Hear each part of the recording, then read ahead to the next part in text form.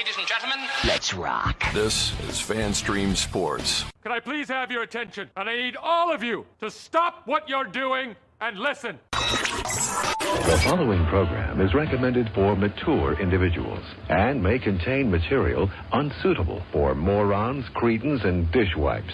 If you are a moron, please turn off your radio, because we don't need any more stupid, narrow-minded, pencil-neck geeks who wouldn't know the First Amendment if it came up and bit them on the butt.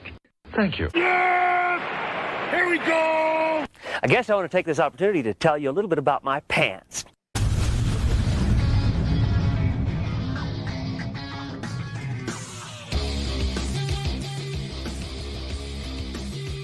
We Sap an IndyCar Tim show, that show that, well, you've chosen to be here, so good for you. Man, if you want to enjoy some Eclipse talk, we're not here for it. We're going to pass that right by. It's happened, it's done. But we are going to talk to you, so go ahead and text us in, 214-937-0569. Good God almighty, I can't even get the text line right. I'm Colby. Yeah, that's Tim. What's up, Tim? What's happening, Colby? Welcome to your show, man, as always. You know, had a lot going on today, man. There has been a lot going on today. Apparently, the end of the world was supposed to come. Then the sun disappeared behind the moon, and right, or as my kids were calling it today, the Death Star. And then, like, your bike's still stolen.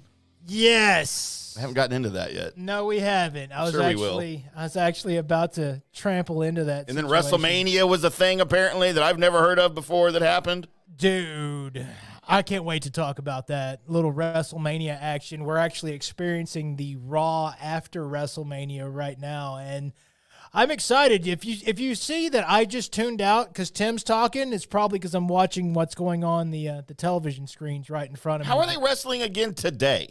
This is what always happens, Tim. It's after the pay-per-view, then it's Monday again, right? So I understand. Yeah, and what just to have this is the starting of the new storylines, right? It's the new season of wrestling. Basically drama. The new season of wrestling drama is happening right here, right now on the TV screens here at the studio. But for those that aren't aware, got home from the other job and pulled into my parking spot, and it took me a half a second to realize that the parking spot where my bike is normally parked at was vacant. So you just park it, like, outside in the regular parking lot? Well, yeah, that's the only spot I've got to park it. You don't have, like, garages or anything? No. See, I would never do that. I couldn't. Not fancy like that at all. I couldn't do that. So, well, I mean, it's without chaining it up and stuff. I mean, it's worked for so far. You know what I mean? Until it doesn't. Apparently. So I was like, wait, no. Okay. The tags and everything are good on it. There's no reason for it to be towed, but let me walk up here to this apartment office and just to make sure that somebody didn't get their wires crossed or whatever and tow it anyway, right? Right. Crossing your fingers that's what happened, right? Yes. And, of course, I got there. No, I don't have any Honda motorcycles over here in the towed section. All right. The wet sprocket. Yeah. So then my next thing is like, okay, I know I'm up to date on everything that I'm supposed to be, but let's go ahead and call the bank, just in case somebody there didn't get their wires crossed and think it needed to be repoed, right? I call them. It's like, no, everything's fine here. Okay. Let me ask you another question. Mm-hmm. Most apartment complexes, I know this from my repo days, have designated tow companies that will handle all of the towing in their facility, right? So while the apartment complex maybe didn't have it towed, did you call the impound lot for the tow company that works that apartment complex? Just by some chance they picked it up by accident? I didn't, because that company that's there sends them a record of everything that they towed. Okay. All right. So that's the reason why I went there first. Gotcha. Just to double check that action. So then it all sets in that somebody has stolen my motorcycle. And really and truly, because I came home from the podcast the night before, right? Right. And I'm pretty sure it was there then.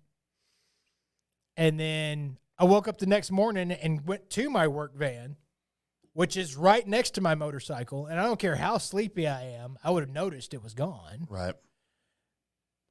So I'm thinking these SOBs took it during the day. Broad daylight heist. Yeah.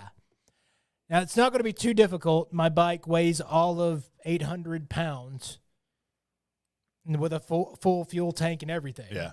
It's not a big boy bike. We call that the wet weight. Yeah.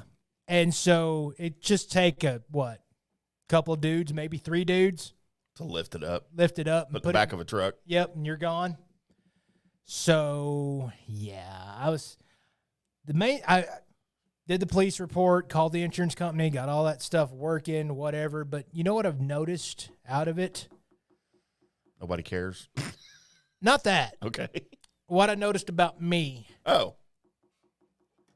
I've been absolutely on edge angry farther than I usually am. Really? Beyond something like this happening? I mean, I think just because of that happening, but also there's nothing that I can do about it. Yeah. I mean, I filed a police report. I've done everything I'm supposed to do, right? It's probably in a million pieces by now. Yeah. It's more than likely I'll find, my exhaust system somewhere. And that'll be what I get back or whatever. But I usually use my my anger to I convert it into sarcasm, and then I tone it down enough that when I'm around people that may have soft edges, that it doesn't like send them into a corner crying or make them want to fight me or whatever. That's normally how I work it. I've not been able to control that part. Well, you worked hard for this bike, and you talked about getting it for a long time. And for somebody to just be like, yep, you know what? You don't have this anymore. Why? Because, well, we have the ability to take it. And there's no amount of fight. There's no amount of anything that I can do that can now fight this situation. So there's no cameras, I'm guessing, in the parking lot? There's no cameras at the entrance and the exit to the apartment complex where they could have gotten a plate number of somebody or seen anything? No. Man. No, there's not. I've got I live in a neighborhood, right? Yeah. Rental. And there's only 3 entrances off of 423, the highway that I live off of, into the entire neighborhood. And the HOA has license plate readers and cameras coming in and going out. So you don't come into the neighborhood or you don't leave the neighborhood without them having your license plate number and a picture of your car. Okay. And I think the police use that a lot for, to find stolen cars because it's all in the database. If a car's stolen or whatever, it'll go into the national database. And if it gets flagged, the cops will probably get an email or something, at this location, because that's how it works on the tollways and everywhere else there's cameras. But so there's nothing like that in the apartment complex, huh? Nothing. There's none of that. And again, so if I'm extra, I don't know, I guess you could use the term snippy tonight, just be forewarned. Because normally with me, not with Tim, I let go as soon as the mic cuts on, and I just pretty much whatever my brain offers me, I'll throw it at Tim because it's Tim. Right. But if you end up running into me at some point during the day and you're wanting something cordial to happen, just do me a favor. Don't do anything dumb. I'll point it out. And it probably won't be nice because that's pretty much what's been happening. So, So there you go. Run for your life. Mm-hmm. There you go. If you're a fighting type of person that's looking for a rumble and you need somebody to fight with, you just come up to me and say hi and then say something dumb and I'll put a quip on it and then you have something to be angry with and then I'm really wanting to fight anyway. So We can just handle it right then and there. So Do it. There you are. Fisticuffs, Colby. Ready to rock and roll. It's been a while. I haven't told you this yet. You're going to hear this for the first time live on the air. What? I had a dream about your motorcycle. Oh, man. Did you steal it in your Colby, sleep? do you know who stole your motorcycle and how we found out about it? Okay, first of all, this mutual person that we know started posting pictures of him on your motorcycle on Twitter. What? On X. In your dream. It's my dream. Yeah. All right. And this was just last night. Post-birthday festivities, right? So I'm like, woke up during the dream, and I'm like, I couldn't tell if it was like, if it really happened for a minute, you know? I'm like, I guess I'll figure it out in the morning. I did my business, peeing, went back to bed, woke up this morning just cracking up laughing because my dream continued. Colby, we get down to the bottom of it after our in-depth investigation, the Colby and Timm Private Investigation Company. Arnie Spanier stole your motorcycle as a prank. Dear sweet God. In my dream. Except he never gave it back in my dream. He just kept it. He just kept it. I've got your motorcycle, Colby. Up in Buffalo. He was all right. And he was posting pictures from Buffalo, like riding around on your motorcycle. Like flipping it. He'd be riding it and then like flipping off the motorcycle as he's riding it. Oh, dear sweet God. I have the weirdest dreams, man. You do. You do. So there you go. If you happen to see, I don't even care. I don't even care. Well, you didn't post pictures of it, did you? No, Nobody knows what it looks like. I don't I even know what it looks like. I mean, there's pictures of my bike out there, and you've seen it because I've ridden it up here before. Yeah, but I don't remember. Okay. It's not a Harley, so. It's not. Why would I remember? Because I'm not a Harley guy. You're not. Even though now at this point, I guess my next bike, I'll have to get something that's huge so 3 people can't pick Pick it up. Just run off with it. You really liked that bike, too. I really did like that bike. It was great in the corners, the twisties, and then it had enough good top speed. Everything was great. It wasn't heavy, nothing. Everything was awesome.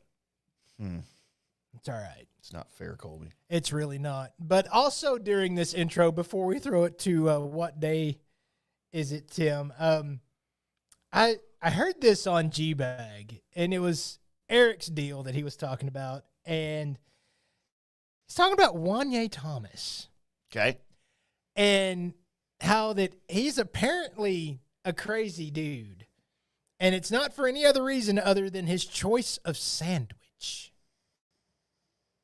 Would you like to hear what kind of sandwich he enjoys? I would like to know what kind of sandwich Wanye Thomas.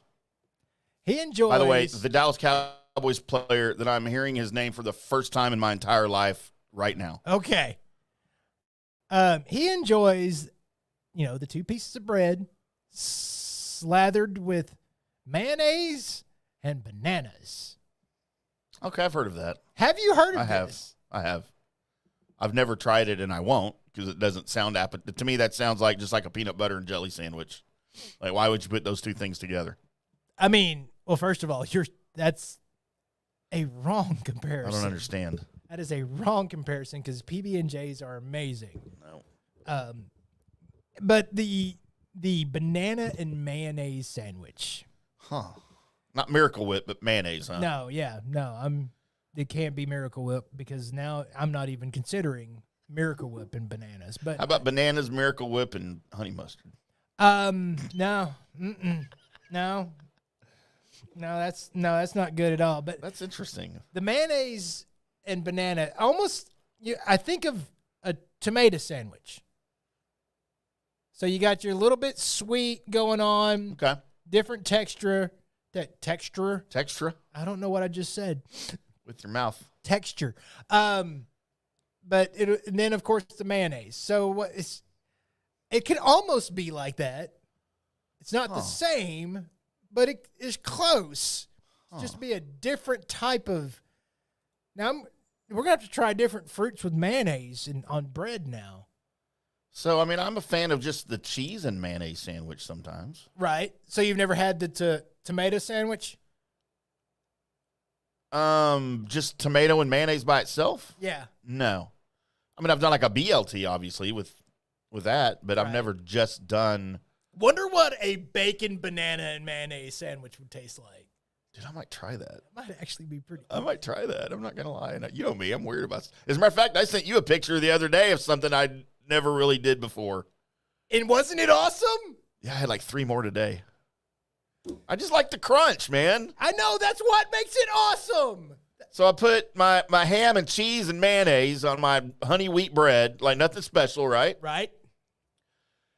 And then Ruffles inside the sandwich. So my entire life, I've done the bite of the sandwich and then the Ruffles in my mouth. Like, I've had the same bites in my mouth before. Right. But I never put the Ruffles on the sandwich. And, like, while I was making the sandwich, my 13-year-old Parker's sitting there. He's like, why don't you just put those on? Because I'm putting them next to my sandwich. He goes, why don't you put some of those on your sandwich? You eat it at the same time anyway. I'm like, because I've never done that before. He's like, all right, be a pussy. See if I care. My 13-year-old. Mm-hmm. And I looked at him. He thought I was going to punch him. Right. Looked at him. You know what? You're right. So I did it, and it was amazing. I've tried to convince you of this action before. You did. Because putting the chips on the sandwich is great. But it's got. I feel like it's got to be the Ruffles, though. The thick, like, I don't know that Lay's would have the same effect. No, Lay's would have this. You would just end up putting, it's just a little bit more of the Lay's on it. Oh, okay. Double it up. Right. Right. Same with the Fritos. Same with pretty much Doritos. Any chip like that, they can add that crunch to it. Now you're just like, man, I'm feeling Cool Ranch Doritos right now. Well, guess what? Yeah, I don't know about that. Slap those. I mean, have you ever said I feel like Cool Ranch Doritos before? No, I like the chips. I just don't know that I like it on the sandwich with the flavoring in the chips. What is wrong with you? Like, I would do sour cream and onion probably on a sandwich. Like, I could see that. But Cool Ranch is out. You're going sour cream and onions, cool. Cool Ranch, you're out. No, I'm not saying out. I can't, like, I wouldn't have thought of that, you know. It's a chip No, I'm just talking about the flavoring to go with the mayonnaise and the ham and everything. Have you ever eaten a ham and cheese sandwich with the mayonnaise going on and had Doritos beside it? No. Cool Ranch is something I eat by itself. I don't pair that with any food. I like the Cool Ranch by itself. Same thing with my salt and vinegar chips, right? Like, that's my favorite chip, but I won't eat it with anything else. If I'm having a sandwich or a burger and I'm going to do chips, I like to do the Ruffles with Ridges. I'm a simple man, Colby. What? Just basic Ruffles? Yeah, just regular Ruffles with Ridges. Not flavored, nothing, just Ruffles. It's what I pair with my food. Now, I will do Fritos on a hot dog, especially if I've got chili on it. But even if I don't have chili on it, I'll put some Fritos on your hot dog. Oh, yeah. With either regular mustard, brown mustard, spicy mustard, whatever I put on it. I do like that. So you have rules. Like, if somebody, all they had was the chili cheese Fritos, you're out? You're not. I might do those on a hot dog. Yeah, no, for sure. I would do that. This man is. And I'm not saying I'm out from the Cool Ranch on the sandwich. I'm saying I never would have thought to do that. But if that's all you have at your house and I'm making a sandwich and hey man, put some of these on there, I would do it. Okay. But I just wouldn't. If I'm buying groceries for the purpose of making the sandwich, I'm going Ruffles, regular Ruffles. The fact that you've broken it down to where you're like, you know what? It matters not only what chip, but what flavor of chip. Like, I can understand if you don't like a particular chip. He's like, well, then why, if I don't like that chip? Yeah. But if you actually like it, then why not put it? I mean, Doritos nacho cheese are my favorite Doritos. I'm probably not putting that on a sandwich. Oh, man, wait, no, hold on. The nacho cheese Doritos on the Sandy with pickled jalapenos. All right, well, see, now I want to try that. That actually sounds really good. So, but what kind of sandwich? Any sandwich? Ham and cheese and mayonnaise. Yeah. All right. So right. You know what? I'm going to try that. Do that. I'm going to try that with the nacho cheese original Doritos. Yep. With some pickled jalapenos. Yep. There you are. At some point, ladies and gentlemen, we'll have Tim up with the rest of us actually eating most foods okay. I doubt it. It's a start, though. It is a start. But you never thought you'd get me here, did you? No, I didn't. Wearing me down. There we go. And with all of that, now it's time for me to toss this to Tim for him to tell you what day is it today. Colby, thank you for asking. It is Monday. It is the day after the day after the WrestleMania weekend. Correct. It is the day after the weekend of the Women's NCAA National Championship. Congratulations to... Apparently, a lot of people tuned into. I did. Yeah. I didn't like the outcome either. Congratulations to South Carolina, but not to their coach, because I cannot stand her. But we'll save that for another segment. Colby, today, get ready for your mouth to water. All right. If it's not already from Sandwich and Chip Talk. Because it is National Empanada Day.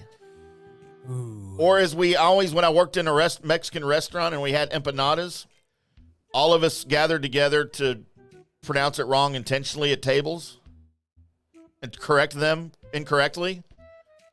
And they would order an empanada. I'm sorry, ma'am, that's empanada. Like, all of us did it. And then we'd have people that ate there all the time that would come in and just start ordering empanadas. Then they get mad at other people when they try and correct them outside of the... Okay, this restaurant I go to, and they're a Mexican restaurant, they must know. Right. National Empanada Day. I love me a good empanada. Empanadas are good. Dude, like they're done right. I mean, whatever you want inside of them, too, man. I've never had one that was completely done wrong. No. So... I mean, it would be wrong if you put vegetables in it. I mean, onions are counted as vegetables, Tim. Well, I would count. I mean, that's okay. You can do onions. I'm talking like asparagus and carrots and cauliflower and stuff. Things that aren't real food. I mean, they are real. Colby, it is Baby Massage Day. What? Man, no. Supposed to massage your baby today, and it's not a euphemism for anything. No. Not unless I can't think of a reason, because most babies Right.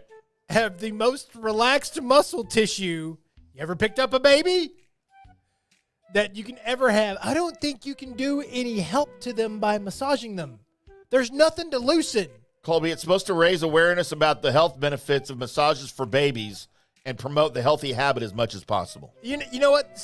Side quest. It's popped up on our RPG. Side quest. Have you seen those TikTok videos where the dude is chiropracting the cat? Yeah. Like, just stop it. What are you doing? How do you know? How do you know that the cat's like, yeah. My neck hurts, meow. Yeah. things. I mean, I guess you're reading the kitty language or whatever. That's okay. Cool. But I don't get it. I mean, it says at the bottom is like years of lower back pain for this cat. And he's just got a hold of the legs and he's just like, and the cat's just pissed off. Meow! What are you doing? And then all of a sudden you hear, pop! And the cat just, shit!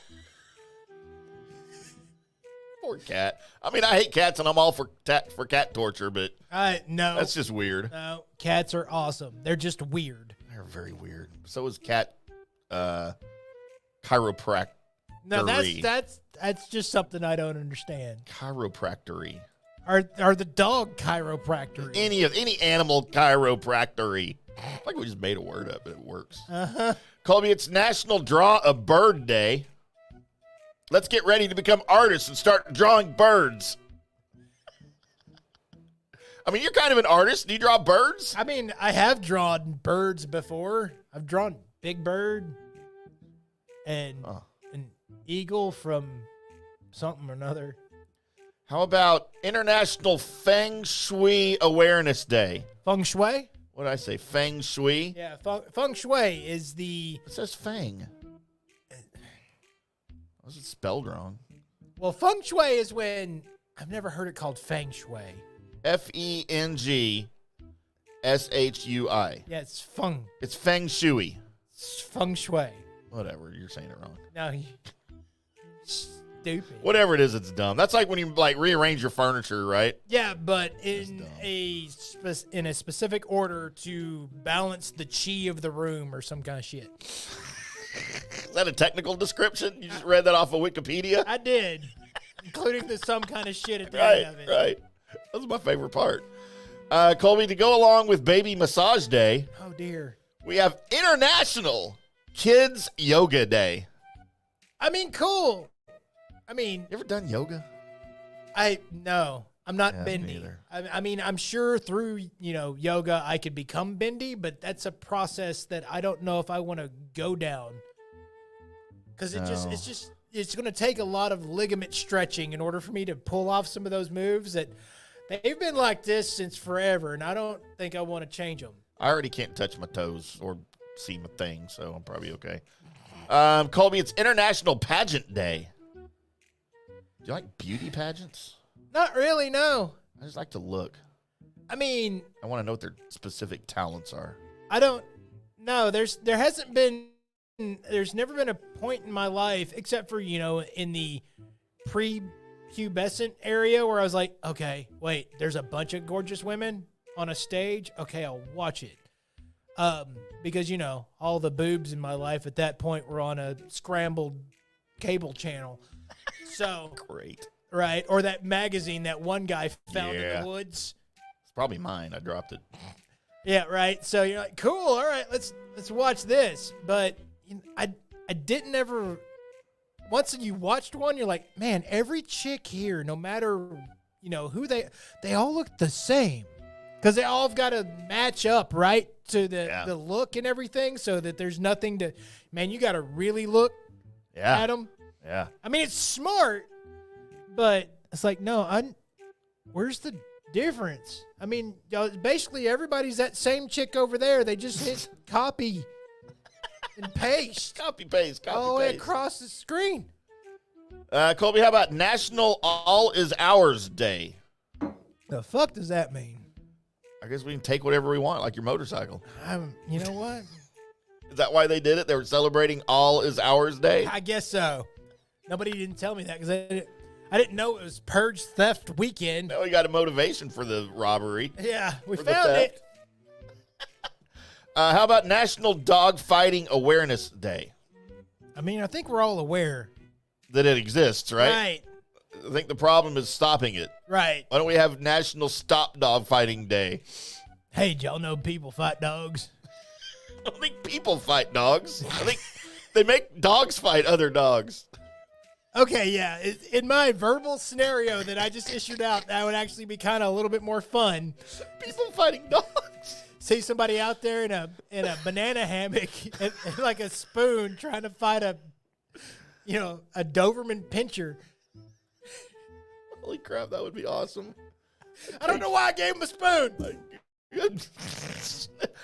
All you are armed with, sir, Is it- is a spoon. It's not even a big boy cereal spoon. It's It's one like of a those little soup ones spoon. that if you huff on, it'll stick on your nose. Wow, we're inventing all kind of sports here. Right. Colby, it's National Zoo Lovers Day. Okay. I do love the zoo, but only certain attractions in the zoo. The only memory I have of the zoo that always sticks out is I, at one point in my life, was the assistant director of a daycare. Huh. And I took Interesting. the kiddos, they were preschoolers. So I took a group of them with me to the zoo with some of the parents that were able to go. And the first exhibit that we walked into was the monkey exhibit. I think I've heard this story. And there's one, I'm pretty sure, female monkey that is prostrated herself in an effort to woo the attentions of one of the male monkeys. And he just walked right over there and just right in front of the whole class just inserted his car into her garage. It happens. Monkey style. I didn't know. I mean, y'all shouldn't. How do I block like 20 children's eyes at the same time? It's a teachable moment. It's impossible. No, I'm sure there was plenty of therapy that had to happen after that event. Boys and girls, this is where you came from. Little young, That's what I would have done. preschoolers. Go home and ask your mommy and daddy, and then your other daddy and his mommy. 3 of them didn't make it to the actual zoo without zooing themselves. And finally, Colby, it is National Trading Cards for Grown-Ups Day. I have to stop myself when I go anywhere. Say, like, because Target has this little section that has, baseball cards and football cards and all that crap. Right. Magic the Gathering cards are still there. It's like all the stuff that I used to do, right? And I'll walk up, and if I don't stop myself and go ahead and pay for the responsible items that I've got, or whatever, then I will not, without even knowing anything about the current like baseball card market, or I'll buy a pack. Yep. You know what'll happen to that pack? You lose it. Nothing. Even if I were to like yank the card that everybody's like looking for that specific set, and it was in that, it's gone now. Because I didn't know. I can't keep up with that. Like I used to, man. I had the multiple binders and this, that, and the other. I mean, dude, when I was going through that in a younger phase, I was like, wow. I mean, this was the, from 89 to 93, 94, I was avid collector, right? Holy crap. By the way, these were the years that the card industry boomed, and they just like created all the copies. So everybody had a copy of every single card that was ever made. Like your Shaq rookie, other sets it's worth a lot. The one that I had, the Upper Deck one, still like $40 or something. It's not even worth it. The pictures that they have represented here for the day are Pokemon cards. Do adults do Pokemon? There are some that do. I mean, why? Because they started out as a kid collecting them or whatever, and they just never stopped. They never grew up. Tim, there's no reason to grow up. I feel like you should grow up from that. No, there's not. Video games to everything else to the things that you collect, because there's no reason to. I can think of some. We've had ideas forced upon us by other generations to be like, hey, once you get a certain age, you should stop watching cartoons, or you should stop playing with toys. The only reason why I stopped playing with toys is because video games came out. So I didn't have to imagine. I could just. Those were your toys then. There they were. And you know what I still do when it's time to, like really chill out? Just fire up the game. Let's go. So, Man, I wish I had time to do stuff like that. So. I just don't. Anyway, there's your days, Colby. You do, but you spend most of your time listening to people talk about sports on the TV. I do. That's pretty much what and when I'm not doing that, or even at the same time I'm doing that, I'm typing out stories about people who watch sports and play sports. So if you need to know about sports, well, Tim's your man. And, well, damn, look at that. It's time for the Colby Sapp and IndyCar Tim Show Sports Report.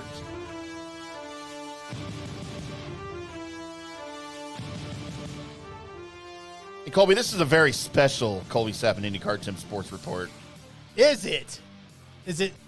Because it's WrestleMania, right? Yes. I was, I didn't know when to put this in, and you were like, we were going to do it here. Yeah, do it. So I said on the Twitter out there that last night's WrestleMania and the WrestleMania weekend, I think it without giving it too much thought, easily cracks my top 5 WrestleManias of all time. And if I have to just go on instant reaction, it might be number 1.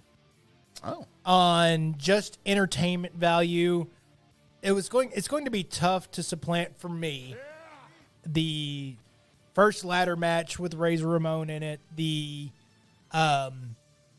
TLC matches that we've seen in WrestleManias. Most of those were epic, especially the one that included the Dudley Boys, and the Rock versus Hulk Hogan match back in the day, where the Rock came in as the face and Hogan was the heel, and midway through the match, because of the crowd chanting, they actually switched who was the bad guy and who was the good guy mid-match. Oh, wow. Because of how hard the crowd was chanting for Hogan and just getting into seeing him do his old school bits. Yeah. Dude, that was... I remember exactly where I was when that match was happening, but What they pulled off this WrestleMania finished up so many storylines and just paid off some things that we thought would never get paid off. I can't remember, just being excited. Like edge of my seat, that was cool, and I thought, well, that's the best this WrestleMania is going to show, and then it does it again. This Paul Levesque led WWE, which is Triple H. Right. This is going to be really cool. I mean, and the things, if you didn't notice, like what I originally thought was, not having something to do with a particular wrestling star and just trying to give him something, which was the LA Knight AJ Styles storyline, which has no belts involved, nothing whatsoever, but they let these two guys work the gimmick as hard as they could. And they did. And they made the match actually feel like it was important to their story. And to LA Knight and to AJ Styles, I know you guys know how to build a story for a character, but to have it to where a match that didn't involve any kind of title, any kind of moving up the rung, so to speak, and it to be that good. There was a little bit of, slipping of not wrestling or getting too hyped for the moment. A couple of, blows exchanged. But that's going to happen in that big of a moment. That match to be that smooth, that was really cool. And it really felt like there was something involved with it. The Jimmy and Jay match, thank God Jay carried that match as hard as he could. I wonder sometimes if Jimmy likes wrestling. I mean, I know he does, but just wonder if he's like, I just want to sit back here and do this. That's it. But that was good. And then the Zayn winning the Intercontinental title, building up Gunther as a heel, that was great. But that final match where I kept thinking, oh, they're doing something. By the way, it was pretty much the way I had hoped for. If you caught the previous episode of the Colby Timm show, I told you what I hoped would happen, which was Roman Reigns and The Rock win the first night of WrestleMania, making it a Bloodline Rules match, making it anything goes match, and it happened. And then what I wanted to happen was, like McIntyre and Seth Rollins and Jay and everybody that had ever been screwed over by the Bloodline just be like, you know what? All other things aside, we're coming out here to make sure the Bloodline doesn't do this. They one-upped it. They're like, no, we'll have Jay, we'll have Seth Rollins, but we'll also throw in John Cena. And then the lights went out, and you hear the bell, and there's Taker in the middle of the ring, and I could hear my daughter from like her apartment go, ah! As soon as that happened. Holy crap. That was amazing and unexpected. I could see a tie-in for John Cena. The fact that they just like, you know what, and take her at the end to take out The Rock. I love the feed of the echelon of course, Cena is going to be able to do something with Solo. And Seth paying off the Shield thing, I'll be your Shield, by showing up in Shield garb. And then Roman Reigns being able to finish off by the way, you hit me with that chair when you kicked me out of the Shield, and it's kind of the payback there. That was amazing. And then the end. Good God almighty, the ring announcer. She is amazing. She is amazing. There's a girl ring announcer. And the best to ever do it. Who is it? I mean, good God almighty. Somebody that I can look it up. No, her name just literally just left my brain as soon as you said who. Sorry, this file cabinet is closed. Oh my God. Anybody, what is going on with my brain? Somebody help me. Ring announcer, Ricochet's girl. Holy crap. Samantha something? Yes. It's not something, though. Samantha the Bomb? Well, that's her Twitter handle. Yeah. I was almost going to throw that out as her name because that's the only thing my brain was handing me. Samantha Irvin. There you are. So she's related to Michael Irvin. No, I don't believe so, sir. Oh. So, but she's not privy to anything that's going to happen in the matches. She's got to go on reaction. Yeah. Right? To add to the storyline. So the emotion and everything that's in the crowd is it's a little bit of, unbelief and just exuberance that Cody Rhodes finished the story, got the belt, right? Right. And she's going to go through her, and no, and when she does that, it comes out in a little bit of a squeak because of all the emotion that she had. Right. And you're new. And she stuttered for just a second, and that little moment added so much to it. That's something that should be played over and over again and will be played over and over again. It's probably the leading TikTok, YouTube short, whatever. just that. And the imperfection of that made it perfect. So that was amazing. And can't wait to see, as a lot of us are watching the Raw after WrestleMania tonight, what storylines beginning and really how things are going to work out from WrestleMania. But, I failed to mention. Damian Priest running in with the case. Okay, you don't know this. If you win the Money in the Bank ladder match, you get this suitcase. Mm-hmm. That at any point in any time of your choosing, you can run down, hand it to the referee, and challenge for a title match. Oh. That's what this case guarantees you. So Seth Rollins and Drew McIntyre have this pretty epic battle for his belt. And at the end of it, everybody's, kind of happy for Drew because he finally won a title with a crowd because he won one before. Right. It was during the pandemic and there was nobody there. And so he's just lifting the belt up in front of TV screens that are acting like they're fans. So it's, people at their house just going, yeah, that's cool, dude, whatever, man. And so he's got that moment. He's lifting up the belt and all of that. And then he sees one of his rivals, CM Punk, he's actually at the announcer desk. So he walks over to just throw it in his face that he's won this title, right? And he does everything, including like pointing at his crotch and all this and just being an ass. And then CM Punk gets up and lays him out. And then as soon as that hits, you hear Damian Priest's music hit as he runs out. Drew's already wrestled a match and now just got laid out on the ground by CM Punk. And then here comes Damian Priest to do one finishing move, and he runs off with Drew's belt. Huh. That was pretty cool. So there you go. There's how excited I was about WrestleMania. Yes, I'm a guy that's a nerd that's into everything nerdy, including wrestling, and there's proof. And apparently collecting trading cards.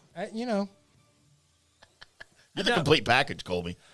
I don't collect trading cards because, I'm not responsible. Because you lose the trading cards that you collect? I wouldn't if I was serious about it, but I'd also be out money. A lot of money. Yeah, because I'd be stupid with stuff. It happens. So just be aware of your own stupidity and don't fall into the traps that could make you dumb. It happens. So there you are. So, hey, all right. You want to cut to Mavericks talk later? Yeah. I planned on WWE for this whole segment, so yeah, we're good. So there you are. There's your WrestleMania talk. But coming up next, we're getting into the good, bad, and the ugly, which is going to include Tim for one of those reasons, and also a little mystery shotgun. That's all coming up on the Colby Sapp and IndyCar Tim Show. Hello, sports fans. FanStream Sports. All right, guys, time to talk a little bit about turf life. You've seen the hats on our heads. You've been or seen the video of the studio. You've seen that the decals are all over the place. Turf Life. Man, it's the brand that salutes the consumer and industry players everywhere whose lives involve turf. What does that mean? That means if you play or have a business or, maybe you're a sports educator, you're going to be on turf at some point. So you live the turf life. So go ahead and tell everybody you live the turf life by having your Turf Life window decal or, the hat or the keychain or the something. Along that lines, just go to turflifeclub.com and become a turf head. That's what it's called when you live the turf life. You're now a turf head. And you can go join the club today and snag that window decal or snag any other special Turf Life accessories and go over there to that website, which is turflifeclub.com, and get your stuff and show everybody that, man, I'm all about that turf life. And then you just kind of raise your coffee mug at them and go, yeah, turf life, baby. That's what it's about. And then that's the end of the commercial. Ding. That means it's done in microwave talk. Orion Golf Management Solutions. Orion Management Solutions has tailored its service packages just like it tailors its approach to customers. Some owners need more supervision, while others need periodic assessment of their short-term and long-term strategies and programs. Orion can be called in to develop a business plan with the existing staff, or we can assist with the daily management of a facility or event. Either way, we make sure the client is satisfied and understands the direction the facility needs to go in order to achieve the owner's goals. Orion Management Solutions can help with owner assistance service solutions, daily course management, business plan development, monthly operations, or as-needed consulting services. Whatever your need, Orion Golf Management Solutions can help. Check out oriongolf.com. Introducing Star Power Smart Home Solutions, where cutting-edge technology meets effortless living. Control your entire home with just a tap on your smartphone. Adjust the lights, set the temperature, ensure your home is totally secure, all from the palm of your hand. Experience the ultimate solution in comfort and security for your family. Start by going to the website, GetStarPower.com. That's GetStarPower.com. Hi, golfers. IndyCar Tim here. I want to talk to you a little bit about Golf Central Magazine. It's not just a golf magazine. It's the magazine for everything. Turf, travel, philanthropy, and lifestyle. Head over to golfcentralmag.com and check out the latest issue.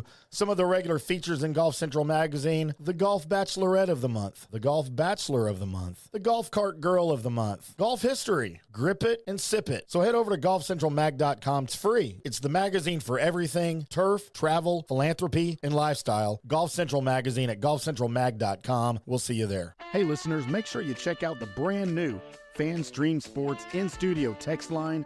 You can reach us during any of our live shows or 24/7 at 214-937-0569. That's 214-937-0569. Text us 24/7 day or night, and we'll reply to you and make you part of the show. Coming back at you. Now, more Fan Stream Sports.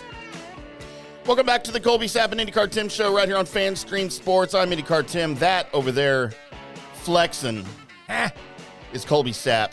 He's earned the right to flex. You know, doing some I'm stuff. flexing over here, but you can't really see anything. You know what?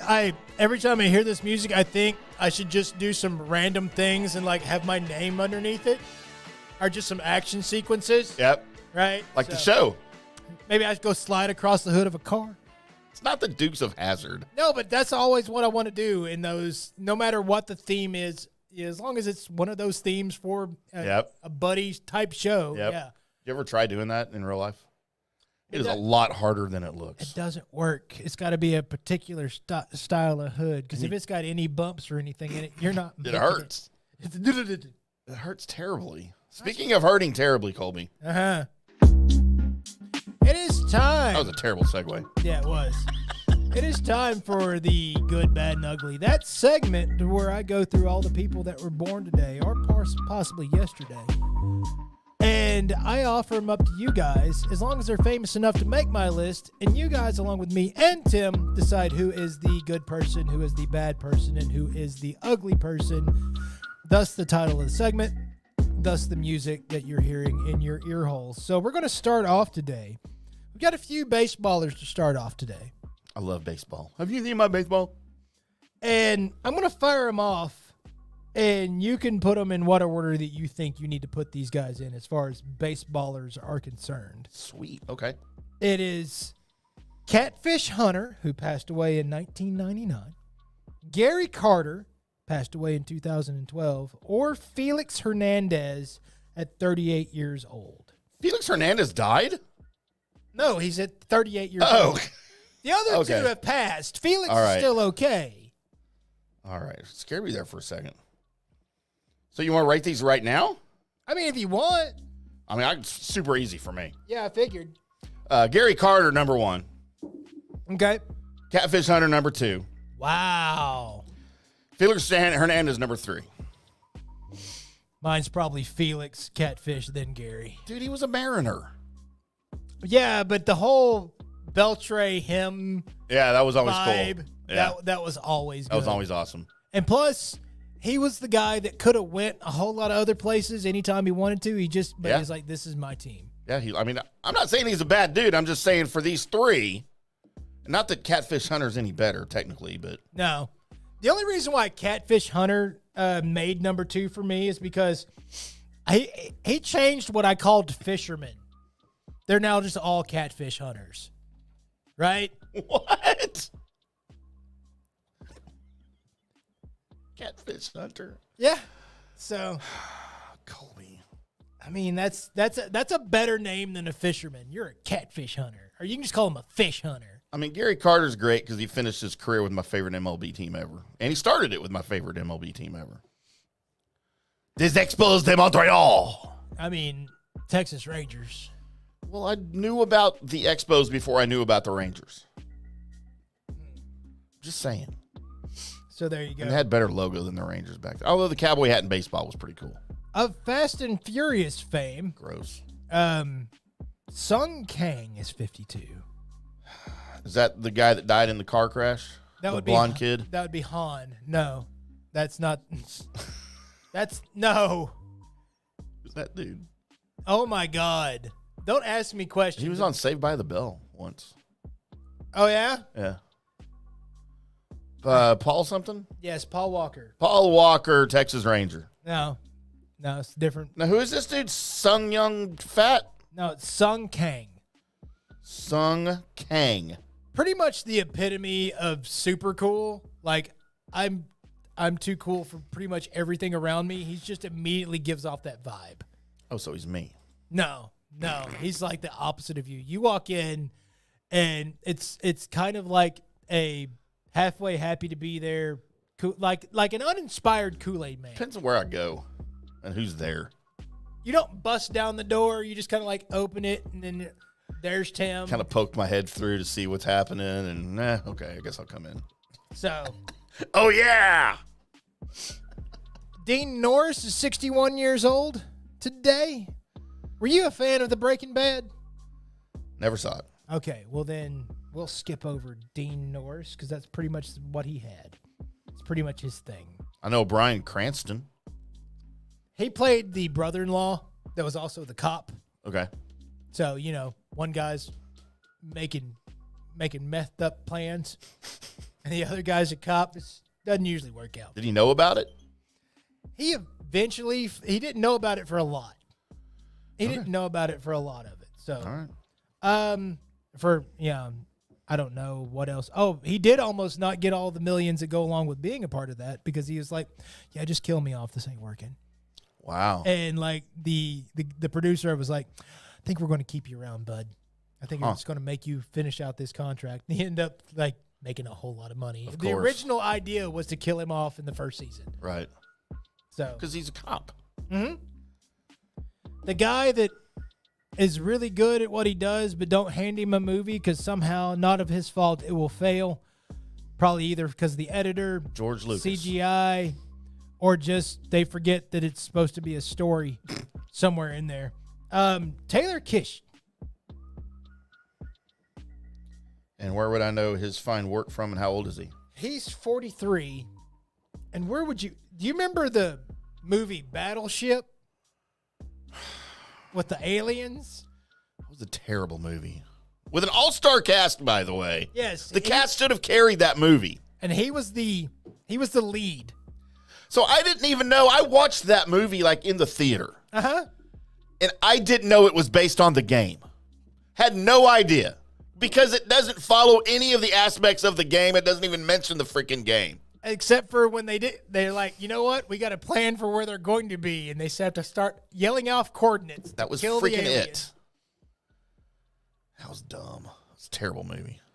And yet, I've seen it more than once. Shame on you, Colby. So You won't watch Happy Gilmore. I've seen enough of it. You watch Happy Gilmore too? I don't know. You have to, because we're going to talk about it on the show. Well, You know what? That'll be after we finally sit down and both watch Samurai Cop. Samurai 2. Cop. No, it's 2. You've already seen 1 the and first 2. one. You've already seen the first one. Yeah, but we're going to do a watch party up here, though. So, yeah, there's a few other movies that we have to add to that. So that'll be Happy Gilmore 2 will be somewhere down the line, I guess. Patricia Arquette's 56. Man, you know what? Back in the day, I thought she was hot. But going back now and looking at her even back then, I'm like, let's have a weak moment or something at that time. It was the roles she was put in, and it was also the way they made her character. Yeah. Which fits a lot, because once you know somebody, they can either get hotter or uglier real quick. Yeah. She was up there to me with Bridget Fonda. Oh, like right? Some of the roles she played made her hot, right? Like, what was it? Bridget Fonda was La Femme Nikita? Wasn't that Bridget Fonda? Oh, in the movie? Yeah. Maybe. I believe so. I liked the chick that was in the TV show better, the blonde chick. But yeah, so yeah, Bridget. By the way, don't go look up Bridget Fonda now. Oh dear. Oh no, Colby. Uh-oh. Yasmin Bleeth looks like the old Yasmin Bleeth compared to Bridget Fonda now. Now I've kind of got to go look her up at some point. Well, why don't I just do that for us? Well, while you're doing that, also birthday today, turning 58 years old, the bad person, the bad guy in Forrest Gump, Robin Wright, otherwise known as Jenny. I wrote Forrest Gump. Robin Wright Penn? Yeah, Robin Wright. How old is she? She's 58. She was also the princess in The Princess Bride. Right. That's what I think of her as. That's still not, no, because I saw an older picture of her, so I didn't think of her as the princess in The Princess Bride. Really? Mm-mm. If it was a younger, and plus, or she had shorter hair, so my brain goes, wait, is that? Didn't really think of her being anything but Jenny. Because, you know. God, I hate that. She's the bad person. She's It's one of the reasons I hated that movie. It was not a good movie. Forrest Gump. I'm out. Here's what I remember about that movie. It was, I took this chick that I had a supreme crush on, and she agreed to go. Oh dear. She agreed to go. Oh, jeez. She agreed to go on a date with me. Like, I think it was out of just sure, whatever. Right. Almost the pity date, whatever. I didn't care. I was so happy. I mean, I'll take either. Yeah.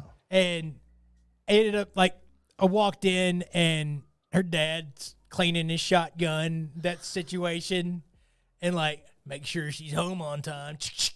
I'm like, yep. Plus, he was the size of the living room he was sitting in. He was huge, right? Yeah. So I'm like, yeah, okay. She'll be back on time. We're just going to eat and we're going to a movie. And I took her to that movie and she thought that movie was amazing. Yeah, she thought that movie, I mean, because it was, right? You weren't expecting it to actually have that kind of a plot and all that. And the whole time I'm thinking as I'm watching this movie, she's so into this movie, there is absolutely nothing that I can do in this theater that will make it. She's more. Can't make a move, huh? She's more into this movie than she will ever be into me. The movie C-blocked you? Yeah, pretty much. No. So, yeah. Terrible. Colby, we have another updated picture of Bridget Fonda here side by side. Oh. Well, you know. Well, I mean, how old is she? Where did she go? Where did Bridget Fonda go? She wasn't on our list. Was she? Okay. We were talking about her with to Patricia Arquette. What? Bridget Fonda is 60. Well, you know what? She's getting around. Everything's all right. No, and from everything I've read, not to turn this into a what happened to Bridget Fonda segment, like this is her. This is on purpose. Like she bailed on Hollywood. I mean, think about who her family is, right? Oh yeah. She bailed on Hollywood, the acting business, and everything that goes with it, and literally just said, "I'm gonna go do whatever the hell I want to do. Y'all stay away from me." to like everyone, not family, like society, everything. And then she just let herself go, and she's happy like that. You know what? If she's happy, then she's living her best life. She is. Then you know what? More power to her. In fact, I like this version of her better. Because I don't know about that. She's happy. Well, dude, there was never going to be a shot to where she was going to be side by side with me as we were about to go do the inclined hokey pokey. So if this is what makes her happy, then, fucking be happy. I can still have a preference, though. No, you're not allowed to. Which one I like better? I like the happy one. I like Bridget Fonda from Jackie Brown. Did you like Jackie Brown? It was all right. I thought it was great. It was all right. It was no Reservoir Dogs, but That was terrible. Shut up. Stop telling me Reservoir Dogs was a good movie. It wasn't. It was horrible. You shut up. You shut up. Izzy Stradlin is 62. Guns N' Roses. I don't know what he's straddling, but his guitar. How old is he? 62. He's 62, and I always thought it was fun that his name was a question. Right? There should have been a question mark after it. Is he straddling or is he not? You just don't know. John Schneider is 64. Bo Duke. Hell yeah. And you know what? Even nowadays, if he were to step up and just slap up, he'd still be all right. Tom Wopat looks pretty good too he's probably a similar age, right? Luke? Yeah. John Schneider also, wasn't he in one of the Superman TV shows? Yes, as Superman's Earth dad. Clark Kent's dad. Yeah. In one of the, Smallville or something? Yeah. I never watched Smallville. Small Wonder, the story of Superman. Small Wonder was a good show, sir. It was not. It was with a little baby girl robot. By the way, if you're going to build a robot, why are you going to build one that's 10 years old? Why don't you make one that's 20? Well, it wasn't building a sex bot for an 80s sitcom. Well, you should have thought about it ahead of time. Speaking of sex bots, turning 44 today, Katie Sackhoff. Huh? Katie Sackhoff. Oh, wait, I know. Mandalorian. Yeah, she's a redhead chick, right? She is. She's also in Riddick and Battlestar Galactica. So, she's just cool sci-fi hot chick. Okay. See, she's okay. I don't think she's hot, though. She's cute. We had this conversation before. We differ on her. Yeah, you acquire hotness, though, for me, just from being a part of stuff that I already love. Yeah, I get that. So there you go. Tim the Tat Man, not this Tim. Tim the Tat Man turns 34 years old today. Who is the Tat Man? He's a YouTube video game streamer that's actually so famous that Ben and Skin had him on to talk. Just to talk about his empire. He loves the Dallas Cowboys, and he's built this just from playing video games at his house, has built a fucking empire. Understand that. Of just making money. So, okay. Maybe I'm just playing clueless old man here. Uh-huh. I don't understand how people make money on YouTube playing video games on YouTube. His is not just, he's pretty good, right? He's better than most people playing the game. But he's not upper echelon, going to go play in pro tournaments good, right? Okay. He's down a few rungs, right? But he is entertaining. It's basically with his commentary and stuff? Yeah. Okay. So people just watch him play video games. They'll watch him do anything now. They'll watch him react to other people doing stuff. And he'll get, hundreds of thousands of views. Man, I just don't understand the world. It's getting people used to you.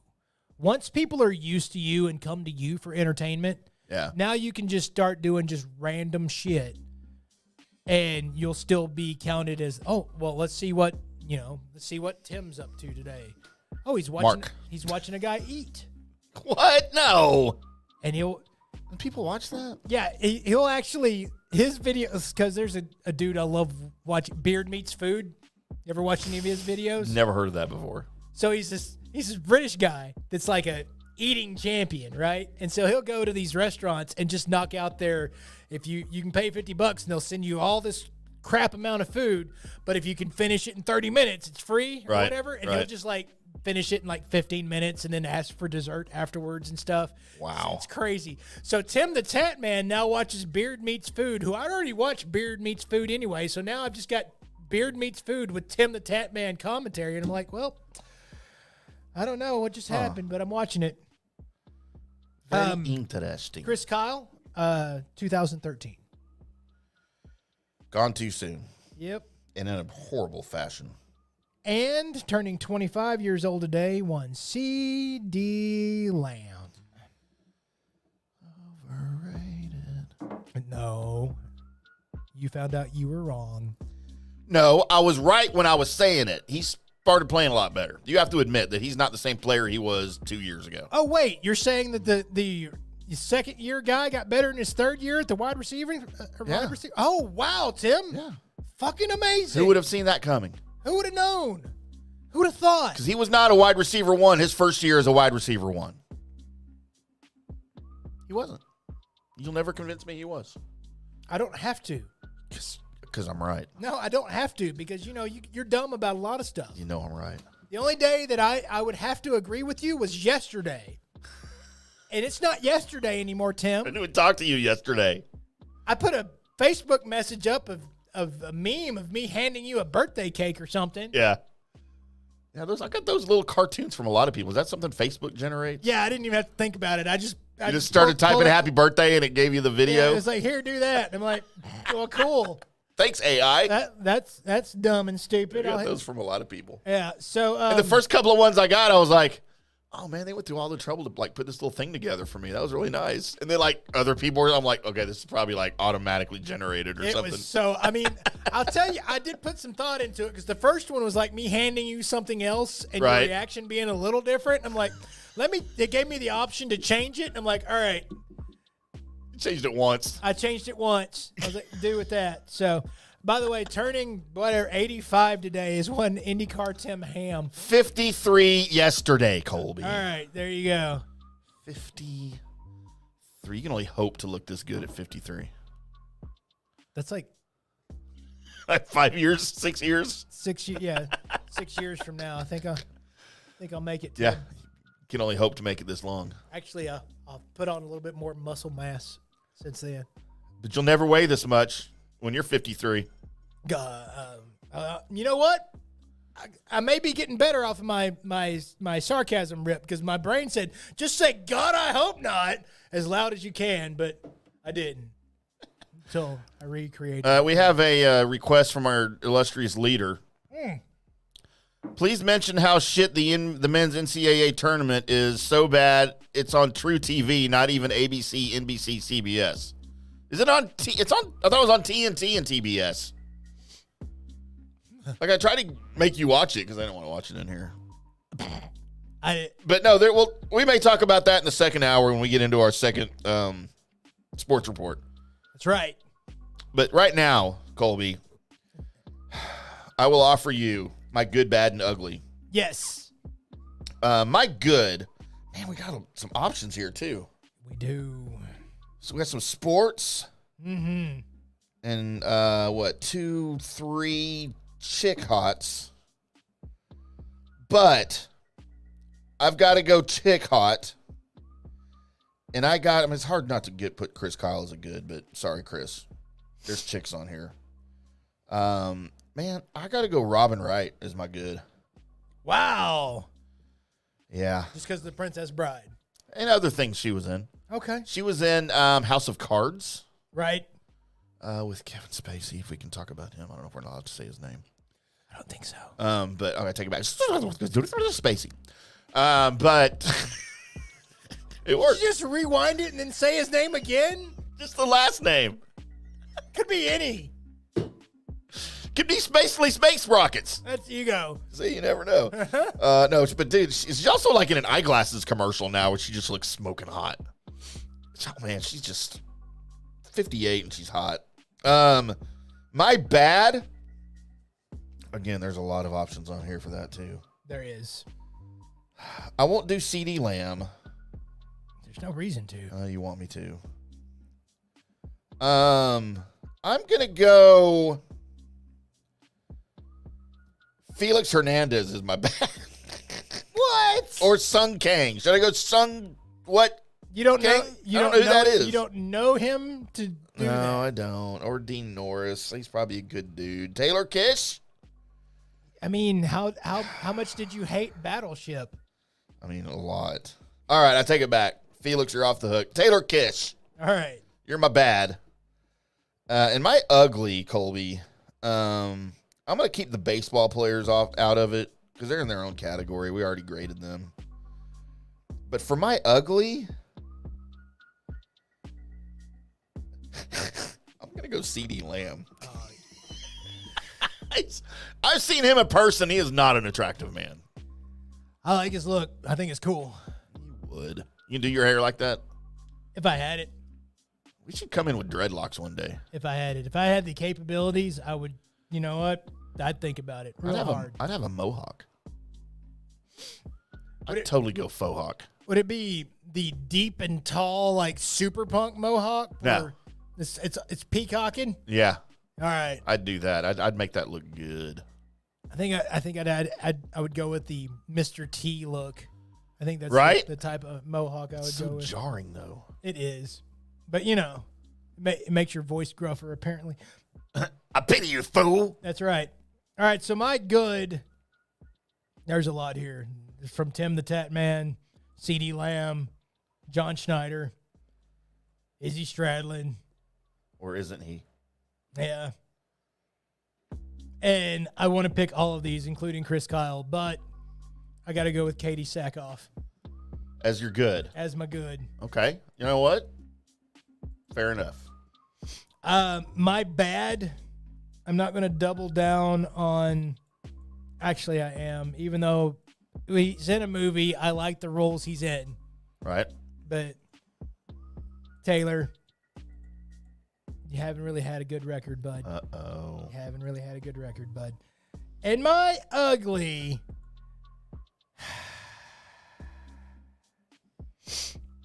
Yeah, I'm going with Catfish Hunter. Man, I almost went Catfish Hunter, too. I mean, your pick. I mean, I like C.D. Lamb's look. I really do. Yeah, he's just ugly. I did almost go Catfish Hunter, though. So there you go. There's your good, bad, and ugly. Wow. Make sure you guys, if you're all of you watching and listening, even at a later date, you can always give us your good, bad, and your ugly. Even if you're listening to the recorded podcast later, you can either send it into the FanStream Sports Studio text line, 214-937-0569, or you can find us on social media and just throw out like actors' names or whatever that were on the list. We'll know what you're talking about. Yep. Just make sure you say good, bad, or ugly, and then their name, and we'll review it on the next show, quite possibly. More than likely. Maybe. But now it's time to segue, Colby, as we do flawlessly, into something that has some significance, if in fact there is anything. Oh, yeah. Welcome in to Colby Sapp's Mystery Shotgun. I'm your host, Colby Sapp, along with Pod Racer Tim. We got some things to jump into, and this comes on the heels of finding out about Happy Gilmore 2, as they're not done in the world of Roadhouse and these movies where they go back and they reimagine and remake, right? They're not done. They should be. They're not. As Giant Freaking Robot is reporting, it's a credible website, that J.J. Abrams is going to grab one Timothy Chalamet, or Chalamet. I think the first one's more accurate. That guy, the Dune kid, is going to grab him, going to put him in a puffy sweater vest, and slap his ass into a DeLorean to go back in time. It's not going to happen. Back to the Future, J.J. Abrams style. Lens flare and all. Tell me how excited you are, Tim. Nope. I'm out. Doesn't need to happen.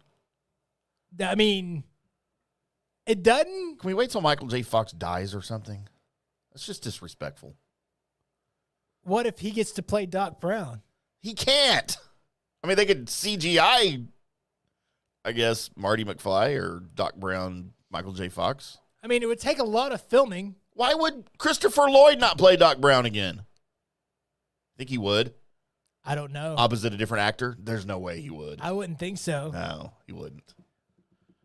I want Tom Cruise. If Tom Cruise plays Doc Brown, I'll watch it. Oh, slight as I will get to that in a second. I do have Tom Cruise. Oh no.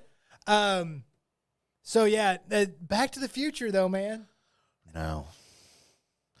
Roadhouse should not have been remade. That was Back to the Future doesn't need to be remade. Roadhouse was good. It was a fun time. They should have called it something else. That's where you get the reimagined part. It's not a reboot or anything. It's like, you know what? If you gave me those characters and told me what the premise of the movie was, how would I do it? Okay, then call it something else. No, it's Roadhouse reimagined. Call it Roadhouse 2024 or something. That's dumb. Well, it's dumb. The whole thing's dumb. I'm not going to watch it. And then you got Gay Cowboy playing Roadhouse guy. Okay, stop. You stop. Can never take him seriously as an actor. Yeah, you should be able to. He ruined Blade Runner. I don't know if he ruined Blade Runner. I'm gonna fight you on that a little bit. It's terrible. He's not a good actor. I don't think you're a good judge of actors. I'm the best. Denzel Washington's not good either. By the way, there's my proof, everybody. Tim is not a good judge of actors at all. One of the greatest actors of our generation. No. And he's like, no, he just doesn't know how to act. Nope. Denzel Washington. Out. Your stupidity is showing. So do you have cast members, like people he wants for this? It is just he's been given the green light to start on it. And the only thing that's come out is, by the way, I've seen the Bridget Fonda going to be in it? I don't believe so. I've seen the front page of the giant freaking robot article that actually has what Timothy would look like as McFly. It doesn't look bad at all. Well, of course not. Doesn't look bad at all. So he's also playing Bob Dylan in something I'm really excited to see. I'll watch this. And of course, have you seen Dune 2 yet? I haven't watched any Dunes except the one from the 80s. It was terrible. Okay, you need to. So I'm not watching the new one. The new one is amazing. I've heard it's okay. I haven't heard amazing. Wait, you don't know? I mean, you saw the one back in the day, so you kind of know the storyline. I know the storyline. Yeah, it was a bad. I'm not saying the story is bad. I read the first book back then, right? And it was great. I loved the book. Wasn't a fan of the movie. I just don't have time to invest 18 hours in a movie. If you liked the book, yeah, watch the movie. Well, now there's 2 of them I got to catch up on. Well, of course there is. And it wasn't the first movie like 6 hours long. I mean, it wasn't that long, and it really flew by for me. Like Justice League did. I put that on a different level. Okay. The love for the characters for Justice League is a little bit higher than my love for the Dune character. Because I didn't mind the length of Justice League. I've told that story. Right. Like it was 2 hours past before I even looked at my watch the first time. We do have DC news coming up, but let's get into just a little bit of Marvel news as Kang the Conqueror found out what his sentence would be as Jonathan Majors didn't end up with any prison time. Oh. He did end up with 1 year worth of counseling. So we all need that. His lawyers are really, really, really good. That doesn't mean that he's coming back to the Mouse Ears anytime soon. That does, though, mean that at some point, if they wanted to revisit his Kang, they could. Once his counseling is done and, he's paid his debt and all of that, there's something to that. But Do you think there would be a backlash for him returning? I don't believe so. And I don't either. The only reason why is that even though it was majorly plastered everywhere, it didn't seem to carry very far. Like you kind of forgot about it pretty quick, right? Yeah. So with the spin of the news cycle, it may be, and by the way, Kang's coming back. They need these next series of things for Marvel to really hit home with the Daredevil Born Again and really going back to the streets and all of that with that. So, and that's getting closer and closer to. They finished filming the first part of the opening season, which means it'll be broken up because they finished filming and they're like, we're good. So the first season will be broken up into 2 separate seasons, even though it'll be the same storyline throughout. It will count as one season.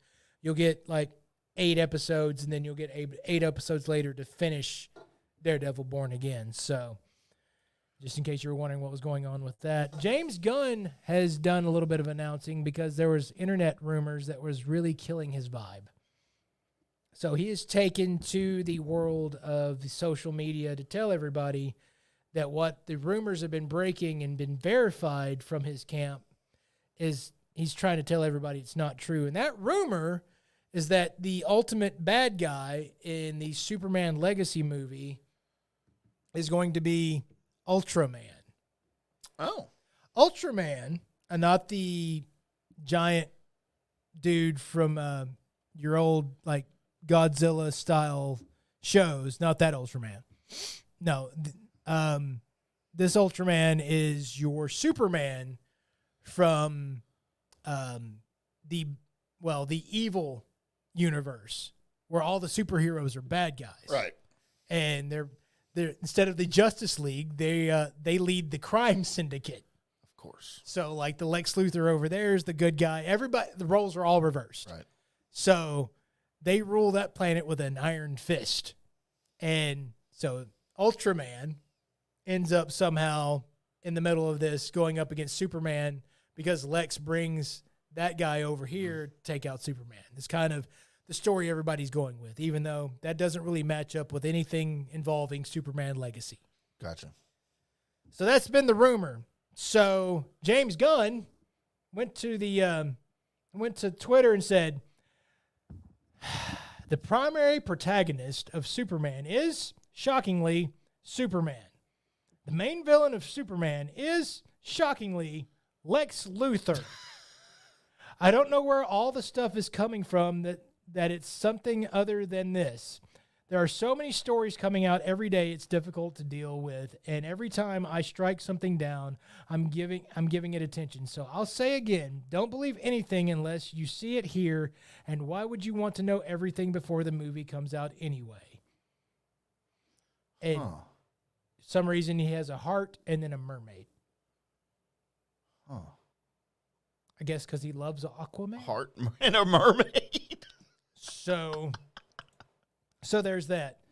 I would also like to point out that rumor's been out there for a while, and one thing you haven't heard from Mystery Shotgun is anything regarding Ultraman.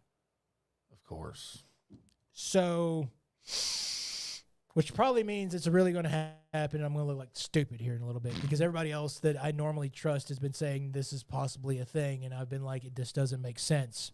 He says he's copying this right couple of comic books. Where does that guy come into play? It just doesn't make sense. So there you go. There's your up-to-date, current and comic book movie news as we do here on the Mystery Shotgun.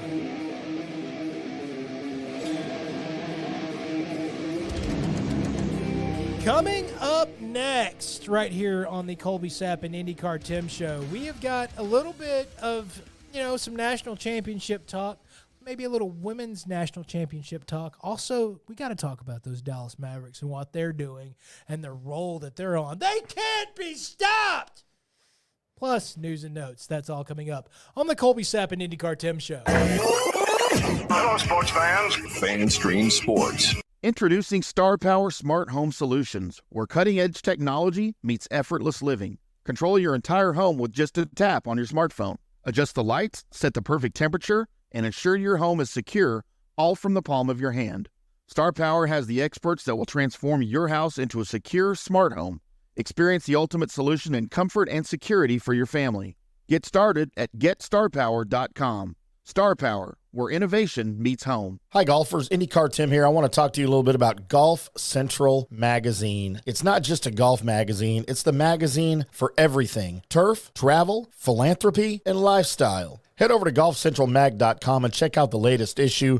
Some of the regular features in Golf Central Magazine: the Golf Bachelorette of the Month, the Golf Bachelor of the Month, the Golf Cart Girl of the Month, Golf History, Grip It and Sip It. So head over to golfcentralmag.com. It's free. It's the magazine for everything turf, travel, philanthropy, and lifestyle. Golf Central Magazine at golfcentralmag.com. We'll see you there. Hello, folks. Let's talk a little bit about turf life. And what is turf life? It's pretty much if your life involves turf in any way, shape, or form, you live the turf life. Go ahead and brand yourself with the turf life. Maybe a back window decal, maybe a hat. You know where you can get those kinds of things to showcase that your life revolves around sports and or anything that involves sports. If it's a sports business or sports education or just your enjoyment of the outdoors, head over to turflifeclub.com. Become a turf head. Join the club today. You can do that by going to that said website that I just told you to go to. You can snag your window decal like I was talking about, or any of your other turf life accessories. Show everybody that you live the turf life, and we'll see you there over there at that turflifeclub.com. Orion Golf Management Solutions. Orion Management Solutions has tailored its service packages just like it tailors its approach to customers. Some owners need more supervision, while others need periodic assessment of their short-term and long-term strategies and programs. Orion can be called in to develop a business plan with the existing staff,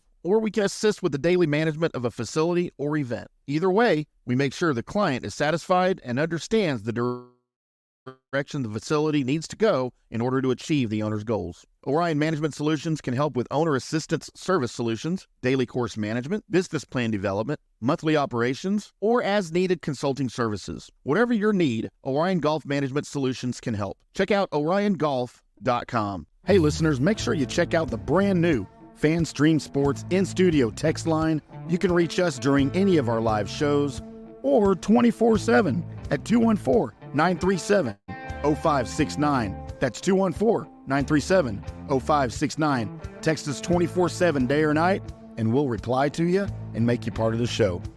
Coming back at you. Now, more FanStream Sports. Welcome back to the Colby Timm Show right here on FanStream Sports. We are monitoring all of the live sports action going on right now tonight. Colby's got Monday Night Raw. I do. On two TVs in front of him, because one's not enough for him. He likes to have, so pulling back the curtain, he likes to have two TVs on the same thing next to each other, like with a 10-second delay between the two. You know, just in case I miss something on one TV, I can immediately look over at another TV. But what if you miss it on the second TV? Well, you know. Are you going to make a third one over here that's like 20 seconds behind? That'd be a smart idea. We can just make them go all the way around the room for you on all of our 72 TVs in our studios. As currently, John Cena just got the hot tag, and he's running through Judgment Day right now. This is cool. I don't understand any of the things that you just said. Colby, the Astros. That is my favorite thing, by the way. That I don't understand? That ever receiving the hot tag. What is the hot tag? Okay. Is it like a hot Carl? No, it's not. So usually if you're the faces or the babies in the match, right? So what'll happen is you start out, your guy starts out the match, and then you'll get a little bit of offense going, and then the heels will start winning the match, right? And they'll beat up one particular guy for most of the match. And he'll be run down and just can't go any farther. And then finally, at the end of it, he finally runs over and tags his partner, who's sitting there shaking and roaring up the crowd and all of that. And that tag is the hot tag, because then you get to come in and not only beat up one guy, but beat up the other guy and just run around for a little bit like an idiot. And right. Just doing everything. All your moveset, you can do it one time. It's amazing. All right, I'm familiar with that. I just know it had a name. So there we go. I'm learning something new about wrestling every single day. The Disastros lead the Rangers now in Arlington, top of the fourth, 7-5. Grant Anderson pitching, not having a good night. I can't remember who started tonight, but they're allowing all of the hits by the Disastros. Colby, we had a national championship game play out over the weekend. Who? It's that women's basketball. Oh, I heard people watch this one. And apparently now it's the most popular of the collegiate basketball options between men and women. And you watched none of this, right? Have you watched any of the NCAA tournament, men's, women's, kept up with it, done a bracket? Where do you stand on all of this for the month of March? The same place I always have stood since they went to the NBA as soon as they got good. Right. And year after year, it's like you had to learn the new people all over again because they didn't stay for what have you. I didn't watch any of it. In fact, when I worked at the Fan, they used to ask me to fill out brackets. Yeah. And the times that I did, you let Sybil do it. I pulled names out of a hat. Well, there you go. So yeah, for everyone other than Colby, even if you're just keeping up with this, with both brackets or with both tournaments, just haphazardly, you have to know who Caitlin Clark is. Yes. And who Iowa is. You have to know who Dawn Staley is, and that South Carolina is the best team in the country on the women's side, probably on either side. Like, I'm pretty sure they could beat a lot of the men's teams. I'm not going to lie. Most of those chicks, never mind, I'm not going to say it. What? Nothing. I said I'm not going to say it. Don't make me. All right. I know you want me to. You want me to go there. No, I don't. And while I am not a fan or supporter of anything Dawn Staley says or does. Is that Deuce's dad? No, they're well, you know what? Might be a dude, but it ain't Deuce's dad. Okay. Apparently, they're not even related. I just found that out. I always thought they were. But can't argue with 38-0. No. Can't argue with an undefeated championship season. You know, and she gets everything she possibly can out of those girls. And it's amazing. It's fun to watch. South Carolina is fun to watch. And I will tell you, I've heard, because I'm keep up with some of this stuff this year. I haven't paid a lot of attention to the women's game. You know, I don't enjoy women's basketball. I have a daughter that plays college basketball. Yes, I sometimes have to suffer through her games even. Wow. Now, it's not at that level, obviously. But this year was different. This year, the women's game, to me, was way more exciting than the men's tournament. Just the storylines, and I'll be honest, the play on the court was way more interesting to me than anything I saw from any of the men's games that I watched. Now, early on in the tournament for the men's, you had the story of Oakland, right? Out of Michigan, not Oakland, California, Oakland out of Michigan, the college up there, where, you know, the 14 seed knocked off Kentucky and went through the bracket, right? And they were a big story until they lost right before I believe they lost right before the bracket regional, the regional finals. But so you always have those small schools or those, you know, Cinderella stories, and I hate using that word, but that's what they call them, you know, those of the small schools that come up and do something, and that's great. In the women's game, I think you have a lot more of that, but I think you also have a bigger discrepancy between the higher-end teams and the low-end teams, because you have teams like freaking South Carolina that could probably beat, I don't know, what's the worst team in the NBA right now? No idea. I mean, there's a lot. There are some bad teams. And so just, you know, watching them, it's fun. I'm a fan of fundamental basketball. That's how I played. That's how I was taught. That's how I was raised through middle school and high school when I played basketball. We played fundamental ball because that's what you do at that level, right? It's before you get all the prima donnas that are the guy players, the male players that go. By the time they get to college, you can't teach them anymore, because they've learned everything they need to learn in high school and before that. You didn't have that back in my day. Now I sound like the old man. You do. The women's game, to me, this year was much more interesting and much more fun to watch. Wow. That said, that does not mean I'm going to choose the WNBA over the NBA. That ain't happening. Well, what about the fundamentals, Tim? By the time I get to the NBA, I just want to watch dudes dunking over the opponent's pumpkin heads. And to me, that's what's fun to watch. I do enjoy fundamentals of the game. I just don't think – I think there are more fundamentally sound teams in the NBA than there are in men's college basketball. Okay. And I'm not saying every team in the NBA is fundamentally sound, but you have a lot that are, right? And that's how they win.